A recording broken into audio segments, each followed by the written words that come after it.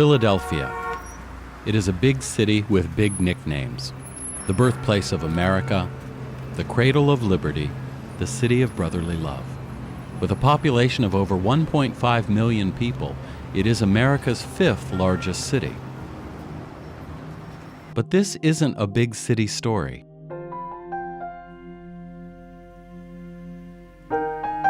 "80 miles to the south in the state of Delaware, there is a small town called Hartley. It doesn't have any big nicknames. You've probably never heard of it. Last year was a hard winter for Delaware, and perhaps nowhere more difficult than in Hartley. On its surface, there's not much to the smallest town in Delaware. A post office, a church, a firehouse that doubles as the town's meeting hall. Tonight, it swells with pride and a whole lot of uncertainty, because Hartley has a big problem. Inside the firehouse, residents are meeting to discuss the fate of their small town. But we'll get back to that in a little bit.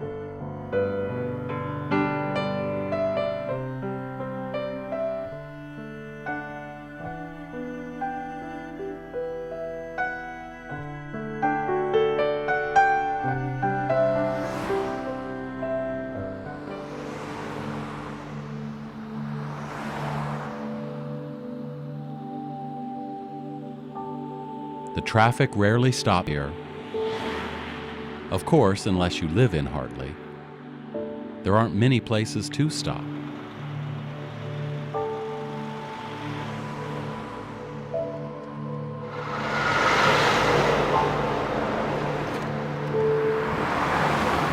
The last census lists 74 residents.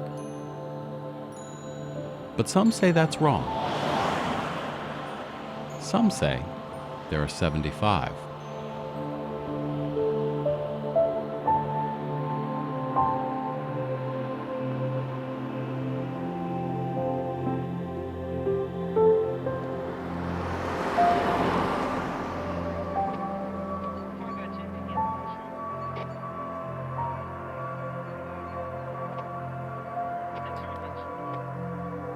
On the very edge of town sits Dave Brown's General Store.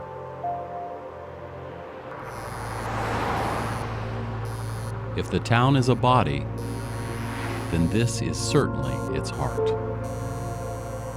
I think the heart of America is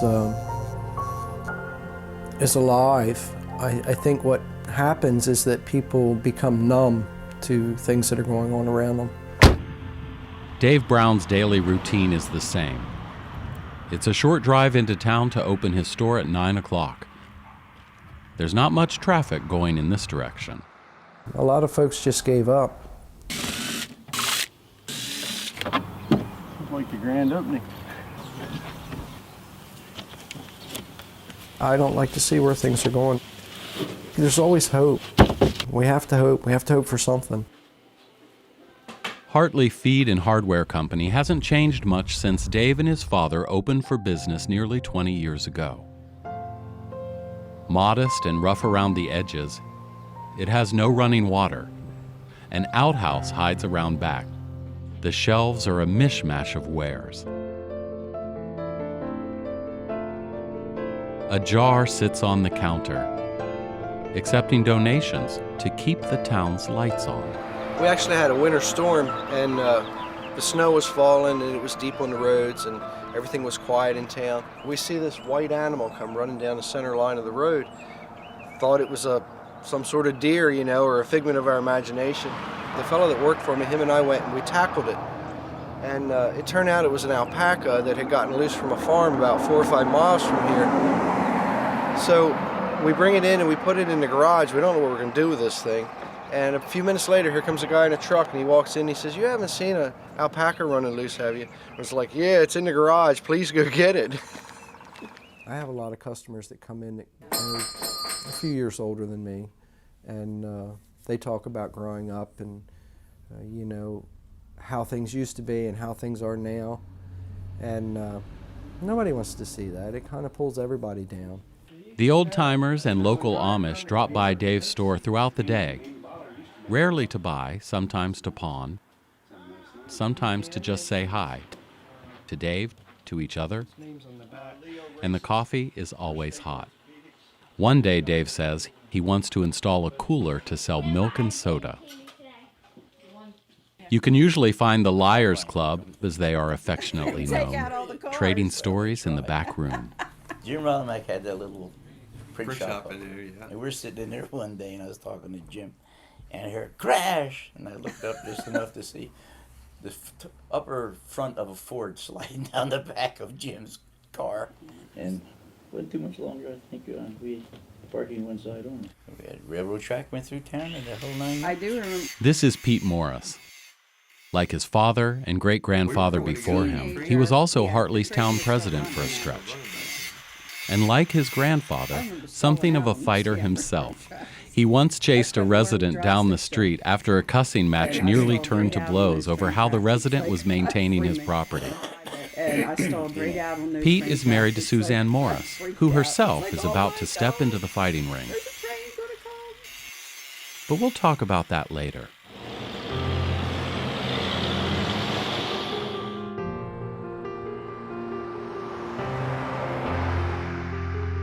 I like the city life, but when I come home, I'm glad to be home. Hartley is Delaware's smallest town. It has a land area of only 64 acres, less than half the size of the average American farm. You can stroll it end to end in less than 10 minutes. And for residents like Christine Oldham, who have left and returned, it's much different than they remember it growing up. We had town parades. We could go away for the weekend camping and not have to worry about leaving our door locked because we knew everybody, and it was a safe, secure town. I would tell my husband, man, I wish you could see how the town was when I grew up. And I tell my kids the same thing. I wish you could see how it was when I grew up. They don't necessarily recognize it as Olin's store, the place that had penny candy. You know, they don't look at it like that, whereas we do. I could walk up and down the street and feel safe, whereas I wouldn't let my children do that now because small towns just, they get bigger, they expand, new families move in, the older families move out. Since the town's founding in 1734, nothing of lasting historical significance has ever happened here. No battles fought within these narrow boundaries, no monuments raised. And Hartley isn't going to be found in any Delaware guidebooks, which boast of unspoiled beaches, charming coastal towns, and tax-free shopping.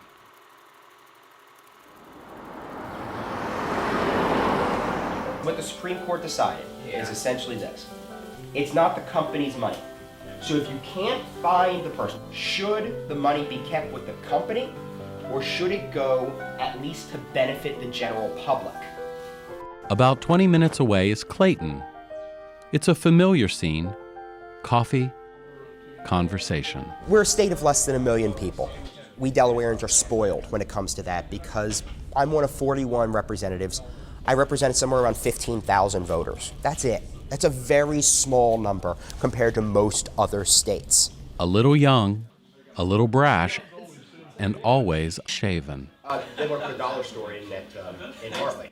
Representative Jeff Spiegelman was first elected back in 2012. Hartley is a part of Delaware's 11th district, which he represents. A history professor, he saw a chance to run for office when redistricting created a political vacuum and left an open seat. He seemed to prefer practical application to textbook theory. I know somebody that worked for probably 10 years and never cashed a check. But he had the checks. His thought was that when he retired, he'd turn all that money in and it would be his retirement money. He often jokes that he went from complaining about the way things were done to being the one that residents complain about. I'm able to answer the telephone myself. I'm able to answer emails myself and give personal contact. Years ago, a train used to run between here and Hartley. But with the advent of the automobile, the railroad was quickly superseded by highways that did not pass through the town. The railroad had been Hartley's lifeline. It's a nice little town. It's got a long, long history. A lot of the families that are in this area can trace their roots back to the actual founding of Hartley and you know, sometime before that. The tracks near Dave Brown's store were simply paved over years ago, along with a history of prosperity that the town now desperately wants to bring back. It's by far the smallest municipality in the state. I think the next closest is either half again as much or double that. But there's a big problem standing in the way. Hartley hasn't had a functioning local government in years. As near as we can find, 1996 was the last election they had, and it just kind of fell apart. Like most small towns, apathy sets in and the board goes away. When its issues came to the attention of Delaware Senator Dave Lawson and Representative Jeff Spiegelman, they knew something needed to be done about Hartley. Buildings started to fall down, the sidewalks were crumbling. There was nothing being done to keep the town up. Weeds were growing, homes were abandoned. Things were pretty bad. Remember that meeting at the firehouse? It has never been this full before. 200 people are packed inside, nearly 3 times the population of the town itself. Tonight there are questions to be answered. Can the town go on? Should the town go on? And if so, who cares enough to save it? Hartley gets on my radar when I first elected in 2012. While walking around, while talking to constituents, I said, well, as a freshman, as the new guy, why don't I try and get something done? It's one of the reasons why I got involved in politics, because I thought that perhaps egotistically, I could get things done.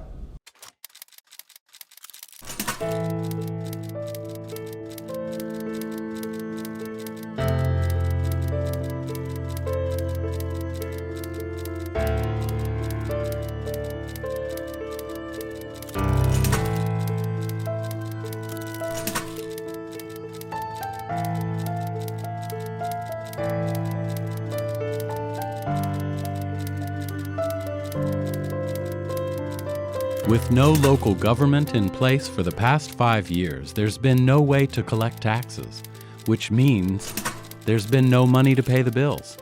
Sidewalks are indeed crumbling.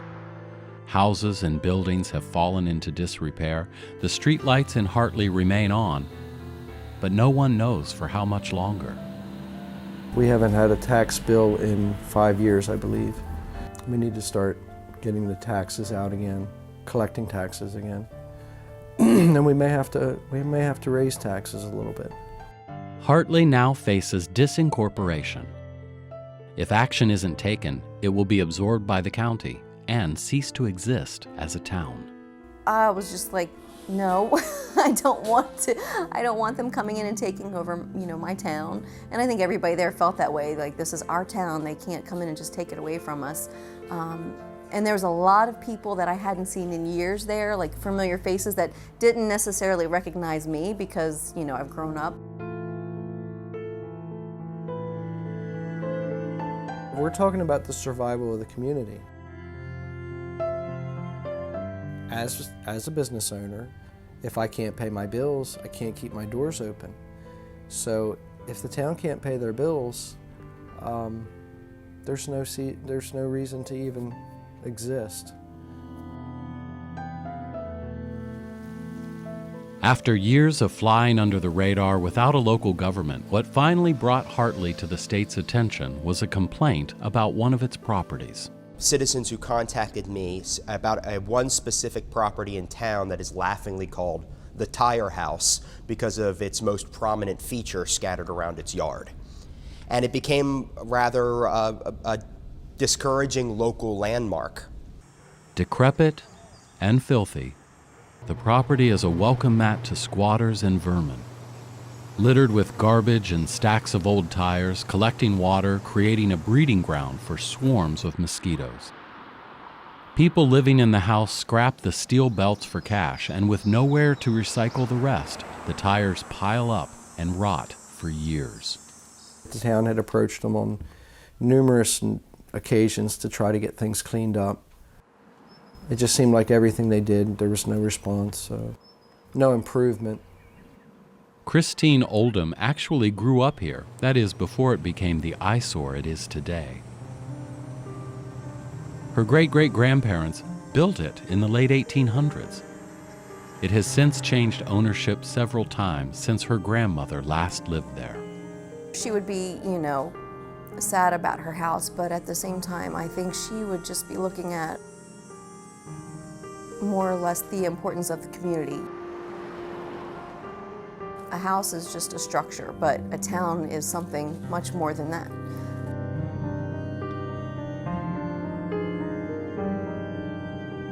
And so we put everybody, all interested parties in a room, including the Department of Natural Resources, the Department of Transportation, Animal Control, representatives from the county government, put everybody in one room and went person to person. What can you do? What can you do? What can you do? What we found was we had reached the limits of what those different groups could do without a functional town government. The municipal government could do something about it, but not without a working and functional town council. It's one of the many problems that Hartley experiences without that functional town council. With all of these problems piling up, the question became, who is in charge of Hartley?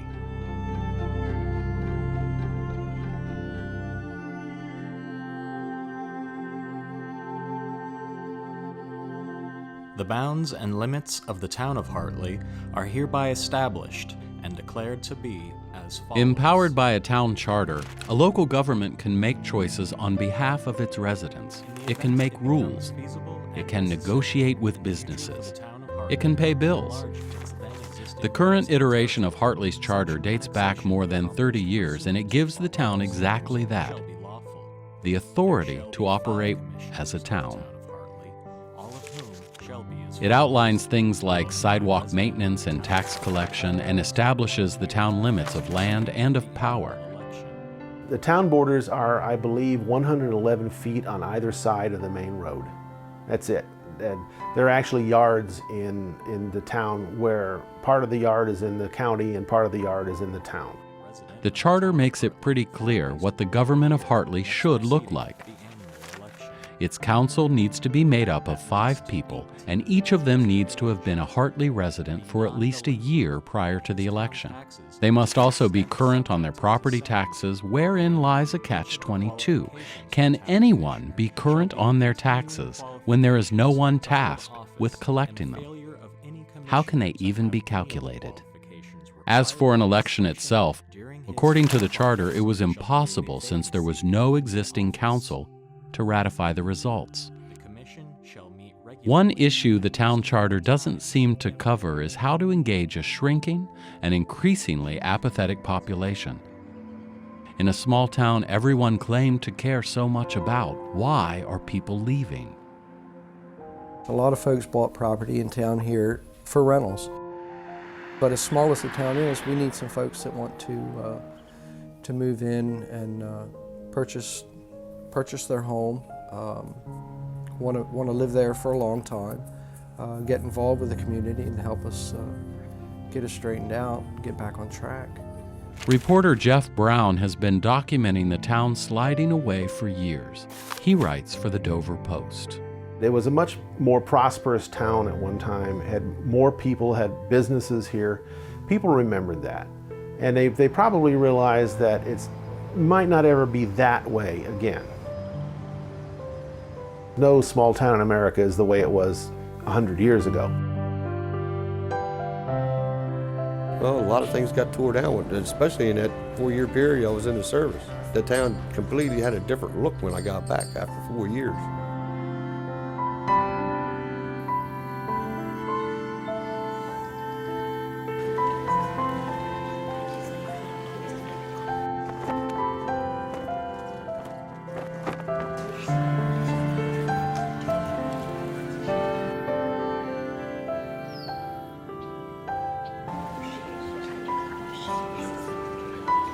If they were to disincorporate, there's good and bad. On the one hand, it's good is that the county then immediately steps in and handles, one way or another, the 5 or 6 properties in town that need handling.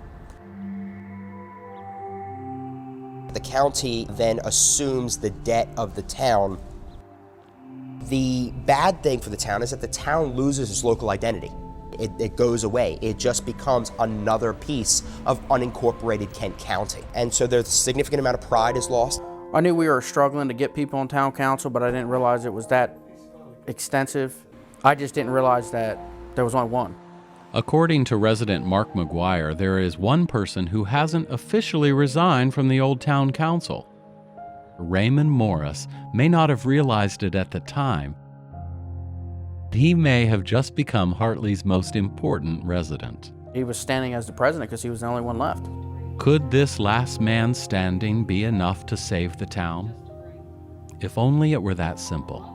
Raymond Morris remains on town council, but does not technically renew his letter of intent, is not duly elected, but remains on town council. So there was a legal question for which we had to seek legal help of whether or not he is technically on council or not. Still, with no clear course of action, the county started to step in.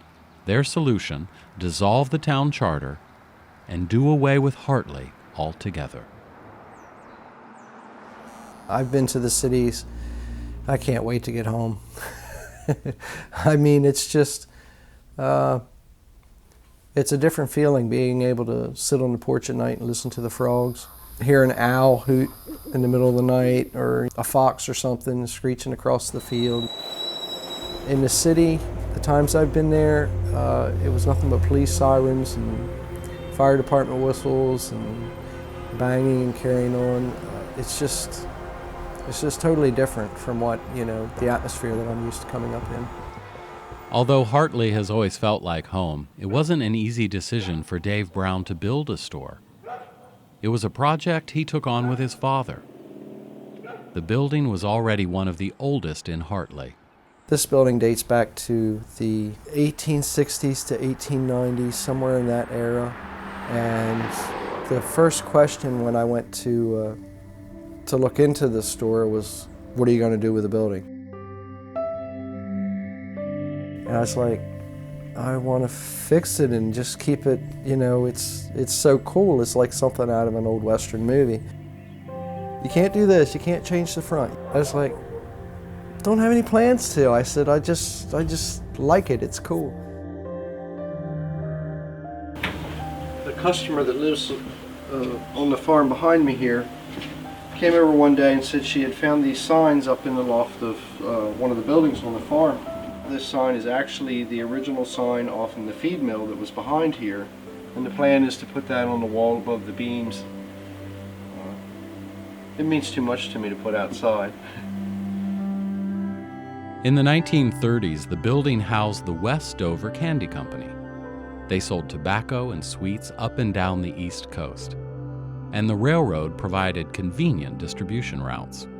It took 12 weeks maybe just to clean it out so that we could scrub the floors and fix the paint and change the lighting. And it was about a 9-month project, 10-month project in order to get it to where we could open the doors and feel comfortable.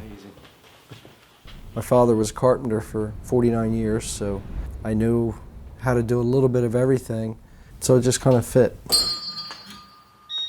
He's always been my teacher, my mentor, my go-to man if I had a question or a problem. Alice McFarland, she worked in here as a young girl. And her job, she was telling me one time, was take a pack of cigarettes, slit the back, and push 3 pennies up into the cellophane and reseal them. Why would she have to do that? Because at that time, you got cigarettes out of a cigarette machine, and they were 22 cents. So they had to give you change some way. So they put the change right in the pack of cigarettes. Can you imagine doing that today with federal law? So you put a quarter in the machine and the pack of cigarettes would come out with 3 pennies in it. With the change in it. A comprehensive master plan was drafted for the town in 2009. 29 pages, modest in scope and long on nostalgia, it laid out a vision for Hartley. The document recognized Hartley as a historic small town that will maintain its character while allowing for modest growth and redevelopment consistent with its rural surroundings. It goes so far as to spell out its ultimate planning goals to restore the small town character that the town of Hartley was built on. But buried in the demographics was a bleak future. There is currently no potential for growth inside of Hartley town limits.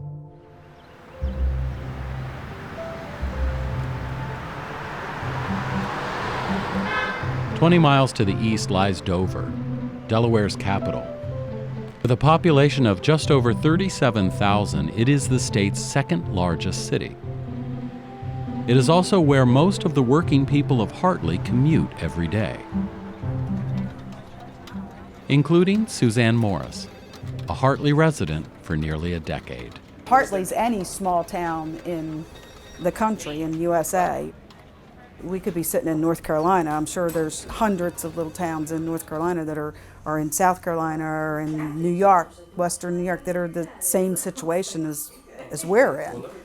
You know, you've got the big towns that keep getting bigger and bigger and bigger, such as Dover. And I guess, you know, we're just trying to hold on to a little piece of that small community and trying to keep the big city of Dover, you know, like it's a big city, but, you know, trying to keep it on its side of the tracks, so to speak. We're not that unique. I'm sure that there are a lot of small towns that have similar problems. My great-grandfather was president of the town, and my grandfather wasn't, but back in those days, the big thing around here was prize fighting. When I started in the fire company, we was over in the old firehouse, which is across the street from where the fire company is now. Them were the good old days back in then, where everybody shared lockers, shared gear.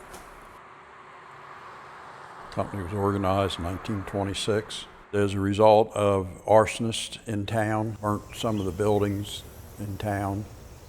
So they had Dover Fire Department, which was really the closest fire department to us, sitting on the back steps of the church watching the town, and they set the front of the church on fire and burned it down. So after that, the men around town decided it was time to have our own fire company. Never caught them, but it seemed to stop them though. I don't think we should forget where we've come from.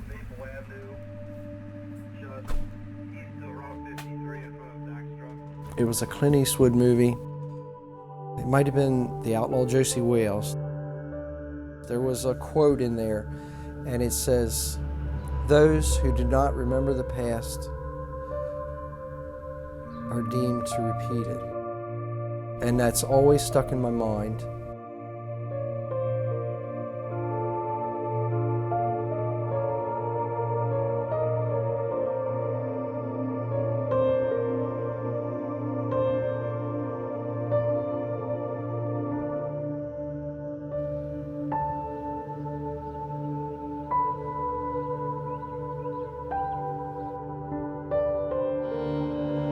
About the great I am. John chapter 8, verse 58. Jesus said, listen to this. He said, "Before Abraham was, I am." In other words, the Lord Jesus always existed, even before Abraham. He is God eternal.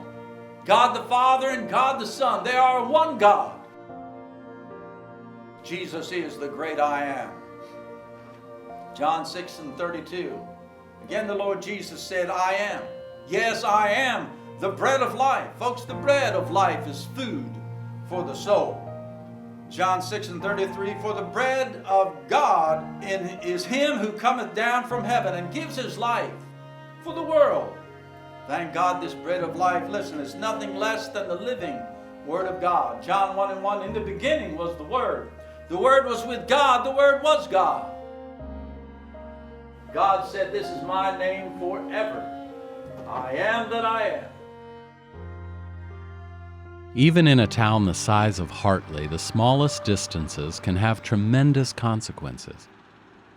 Dave Brown lives a scant few minutes outside of town, and 3 years ago, it nearly cost him everything that he and his father had worked for. I got a call at 3 o'clock in the morning from the alarm company. I live 8 minutes from here, so when I got here, the fire trucks were here, and the first thing came to my mind was that someone had run into the side of the building with an automobile. But when I got out front, I realized that the building was on fire. There were 6 fire companies here. I was not able to respond to that fire because I was just recovering from open heart surgery. It was, it was bad. By then I was up and around, able to get out, but knew I couldn't respond to the firehouse yet. So, surprise to my wife, I was following my doctor's orders. I stayed home and didn't get involved with that one, but probably that's one of the most potentially serious fires that we've had in the last few years. Because we'd always said if the building ever caught fire, it would burn to the ground. Even though the old-timers thought they had seen this before, the Hartley firebug had not returned. As quickly as it had started, the fire was subdued. It was an extension cord that had overheated, and it pretty much destroyed everything in the showroom.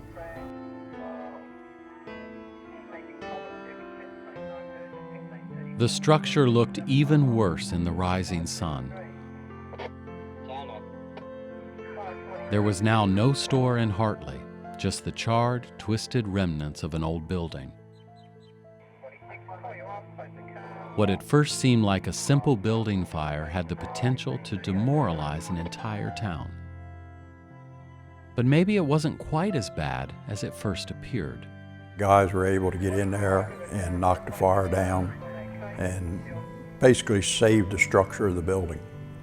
A lot of, damage inside, but structurally, the building was determined to still be sound enough that he could do the cosmetic work on the inside, fix it up, open up, and back in business. That's what we try. That's what we like to do. Dave realized that he wasn't as alone as he felt in that moment. The townspeople of Hartley circled their wagons around him. A community benefit helped bring in some of the money and morale needed to bring the store back from the ashes. It's just very humbling, the amount of support that was in the community. It's been a struggle, but the day of the benefit, I stood in front of over 400 people in the community, and I promised them I would open up, that the store would be reopened, and I don't break my word. So that kind of pushed all those doubts away. I didn't want to leave. I didn't want to leave here, but it was just one of the things that came out. And believe me, there was many times I thought I was going to have to eat those words, because it's been a struggle. So, but we're here. That's right. The town's here. With the encouragement of the community and the help of his father, Dave got back to work fixing what was most important to him. After we got permission to come back in, we went ahead and started remodeling and stripped all the drywall out and replaced it, and wiring and lights, and scrubbed the floors and refinished the floors and all that stuff. So trying to keep the same character to the building. It's an old building. We want to maintain that kind of atmosphere when you come through the doors. Well, there's still a lot to do. We have the outside to do. We have a couple rooms upstairs to do. It's been an ongoing project. I like this kind of atmosphere. I can remember going to places with my father, and you walk in, they called him by name, shook your hand, carried your stuff out to your car or your truck for you. It was just cool. It took more than 3 years to reopen the store again. Shortly thereafter, Dave Brown's father passed away. Over the years since Hartley's local government fell apart, Raymond Morris continued to collect the mail and do what little bits he could. If you recall, he had never officially resigned from the town council. Not that it mattered much, there was no one else left on the council to accept his resignation. But the question remained, did that really make a difference? Luckily, we got the legal opinion that in serving on council and technically never stepping down, it's much like a corporation's board where you have one remaining member. That whether or not that person renews or not, technically they remain on the board. Raymond had stepped down. We're not having this conversation. We're having a completely different conversation about what would need to be done. So first of all, let me say I'm really glad he didn't. Why he didn't? I'm sure you'd have to argue pride in the town itself. But only having one member on the town council wasn't enough to stop the county from stepping in and dissolving the town charter. And so they decided to kind of formulate a plan. And that plan included trying to find out how they could hold elections. In the charter, it says that council has the authority to appoint other council members to serve temporarily until the next election. So, Raymond Morris appoints Susan Morris. Raymond Morris and Susan Morris appoint Dave Brown. We now have a working temporary council of 3 who can then verify election results. It wasn't long into that winter when Suzanne Morris decided that she wanted to join the council. I don't think it's Hartley that needs to be saved. I think it's small town USA that needs to be saved. Populations are way out of control in the cities, and your cities are becoming, I don't know, concrete. The people are moving outside of the cities and they have a different way of living. I'm not ready to give up. I'm not ready to let the city of Dover come into the town limits, and you know, it gets closer and closer every year. Her husband, Pete, didn't want to run ever again. He had already had his fill. He had spent 25 years on the council, 18 as president. Because we had an argument about it. When it all comes around like this here, she says, "Don't you dare run, don't you dare run," because she's listening to all phone calls that come to the house and stuff like that. We argue about it, she says, "Don't you dare run, don't you dare run," and the next thing I know, she threw her hat in the ring, she says she's doing it. She probably thought like I am. I had enough of the bullshit. And I guess she's trying to learn the bullshit now. I always tried to do what it took. It didn't matter to me. If I had to stand there and fight with it, I'd stand there and fight. I don't care. The more things change, the more they stay the same. Many of the problems on the council today are the same kinds of problems Pete had to deal with back then. Now there are 5 people on the ballot: Suzanne Morris, Christine Oldham, Raymond Morris, Mark McGuire, and Victoria Norris. 5 chairs, 5 residents.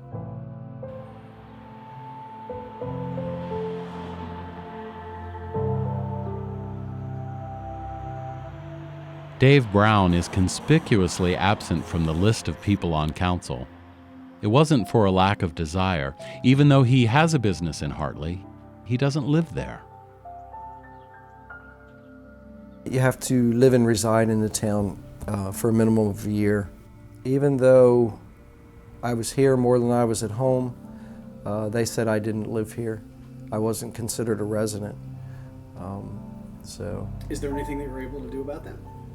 I've changed my residency. So To what? What does that mean? yeah, to 324 Main Street, Hartley, Delaware. If you have a business in the town, that does not make it your permanent residence, that you would technically need to change your driver's license and your voter registration. Dave Brown did that, but it needs to be a year. So Dave Brown will qualify to serve next year if he desires, but not this year. 5 council seats, 5 candidates. The town charter was clear about this scenario too.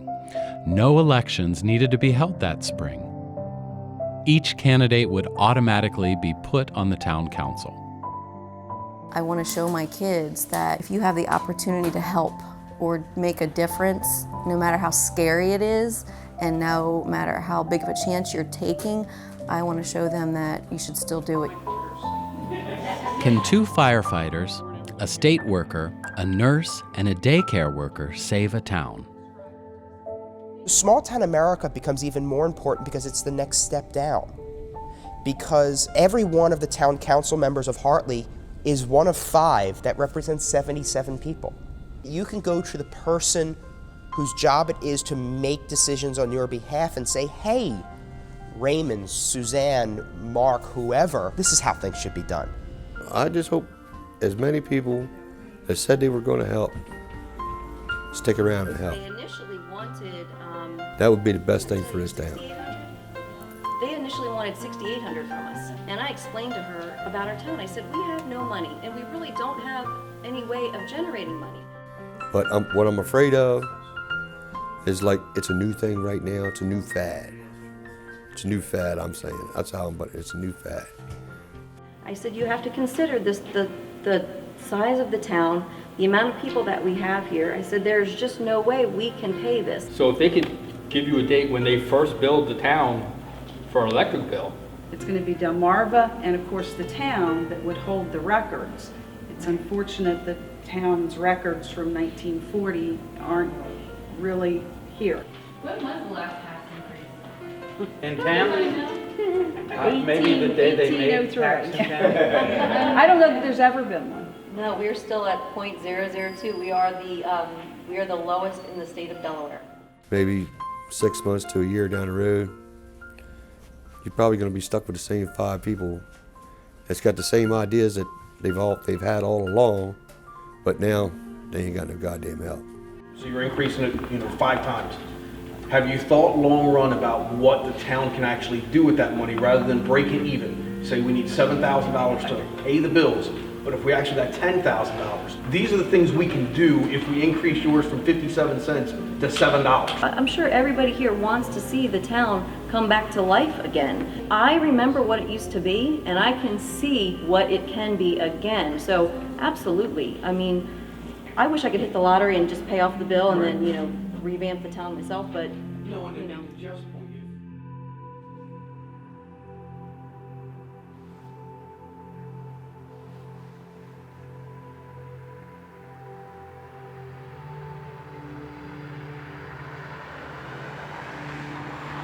One year later in Hartley, the traffic still crawls through this tiny town with nowhere to stop.